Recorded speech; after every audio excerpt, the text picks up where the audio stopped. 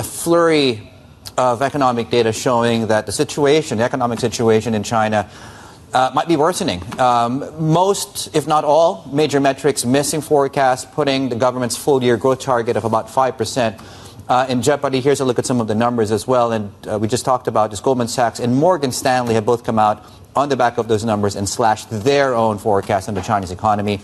Stephen Engel, our chief North Asia correspondent, is here with us to talk us through how bad these numbers are in context, Steve. Don't forget Citi. They also downgraded this morning as well, down to 4.7%. Okay. So Morgan Stanley to 4.6%. Also Goldman Sachs to 4.7%. So that kind of is in line with the growing consensus that the Chinese economy will not meet the government's growth target for this full year, as we're running out of time, of around 5%. I guess you could say 4.7 is around 5%, but it's to the downside, obviously. And again, you know, these economists are saying, one, for Morgan Stanley, essentially saying there's this worsening debt deflation loop likely to outweigh potential easing measures.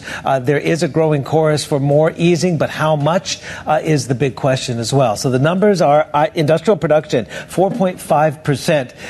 It equals the weakest growth in factory output since July of last year. It's also 4 consecutive months now of decelerating growth in factory output. Had been a bit of a strength because of on the back of exports and also excess industrial capacity, while property and consumption has been weak. Factory output has been okay, but look at that. That is actually the longest streak of decelerating growth in factory output since September of 2021. So that really drives home that point.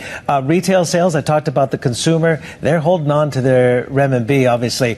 This is the fifth or sixth consecutive month of single-digit growth, 2.1% missed estimates. Also, fixed asset urban investment, 3.4%. That also missed estimates.